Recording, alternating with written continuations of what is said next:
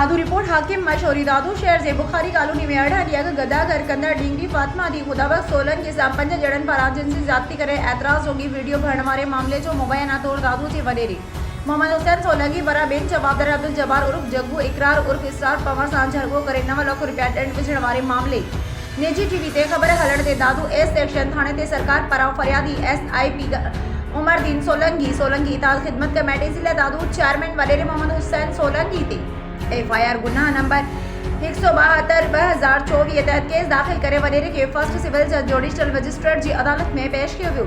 अदालत वडेरी के district jail मोकले छड़ियो। ॿिए तरफ़ वडेरो मोहम्मद हुसैन सोलंकी मीडिया सां ॻाल्हाईंदे चयो त पुलिस जो चवणु आहे त मूं फ़ैसिलो कयो आहे, मूं फ़ैसिलो न कयो आहे। फरियादी नींगरी फातिमा जे पीउ ख़ुदाबख़्श बयान ॾिनो आहे, फ़ैसिलो न कयो आहे। मूंखे अदालत ते यकीन आहे त इंसाफ़ थींदो। मूं मथां केस दाख़िल करणु सियासी चक्कर आहे।